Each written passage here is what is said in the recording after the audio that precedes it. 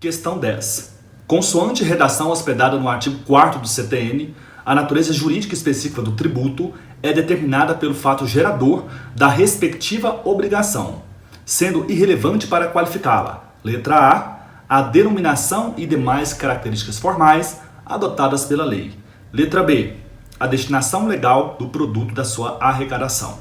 Considerando que o STF adotou a teoria pentapartida das espécies tributárias, à luz da doutrina, responda justificadamente. A norma do CTN em exame é compatível com a Constituição? Olha só. Doutrina e jurisprudência entendem que o inciso 2 do artigo 4º do CTN não foi recepcionado pela Constituição de 1988. É muito simples compreender isso aqui. Quando o Código Tributário Nacional foi editado, em 1966, não existia ainda empréstimo compulsório e contribuições especiais como espécies tributárias, como previsto na Constituição de 88. E ocorre que empréstimo compulsório, contribuições especiais e impostos têm como fato gerador um fato do contribuinte, uma manifestação de riqueza.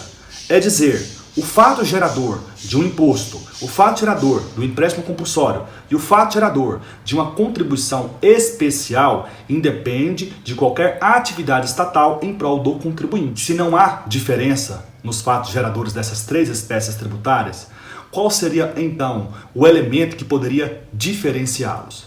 Então a doutrina apontou para essa novidade na Constituição da República de 1988, que o destino da arrecadação dos tributos pode sim ser importante para se definir a natureza jurídica do tributo, de modo que não há divergência quanto a esse ponto. Lembrando que o Código Tributário Nacional teria adotado a teoria tripartida. E a Constituição Federal de 1988, conforme entendimento do Supremo Tribunal Federal e de parcela da doutrina, adotou a corrente pentapartida. Questão 11. O artigo 145, parágrafo 1º da Constituição, positivou o que em doutrina se convencionou denominar princípio da capacidade contributiva. Apresente o conceito do referido princípio.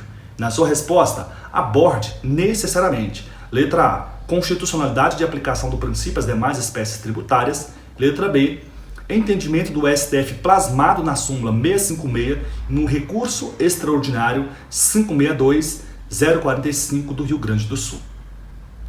O princípio da capacidade contributiva é um desdobramento do princípio da isonomia tributária.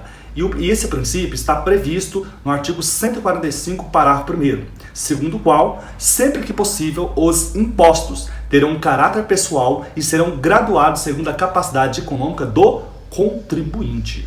Perceba que o preceptivo constitucional faz referência aos impostos. E nós sabemos que imposto é uma das espécies tributárias.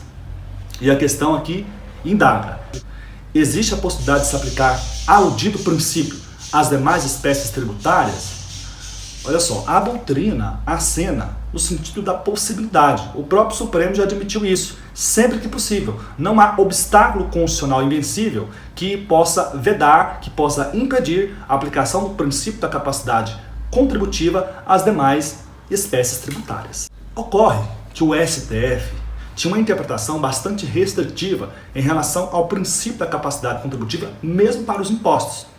Entendeu a Corte Constitucional, num primeiro momento, que é inconstitucional a fixação de alíquotas progressivas para o ITBI.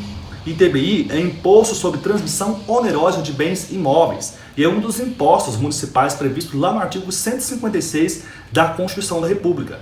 Esse entendimento está plasmado na súmula 656, que tem a seguinte redação: é inconstitucional a lei que estabelece alíquotas progressivas para o imposto de transmissão intervivos de bens imóveis, ITBI, com base no valor venal do imóvel. Vamos compreender. Primeiro, a progressividade de alíquotas é a técnica que instrumentaliza o princípio da capacidade contributiva.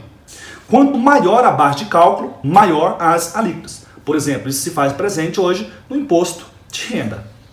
Depois, o ITBI e o ITCMD, eles têm perfis muito semelhantes no que concerne aos fatos geradores e às bases de cálculo. Logo, se o STF entendeu possível a progressividade do ITCMD, julgamento do recurso extraordinário 562-045, seria coerente admitir também a progressividade para o ITBI. Ocorre que a súmula 656 não foi formalmente cancelada. Ela permanece como se ainda fosse a orientação do Supremo Tribunal Federal. É de bom alvitre, então, se você enfrentar uma questão desse jaez, você se atente para o que o examinador está te questionando. A súmula não foi formalmente cancelada, porém, o entendimento posterior, plasmado no julgamento desse recurso extraordinário, é diametralmente oposto à lógica que informou a edição da súmula 656.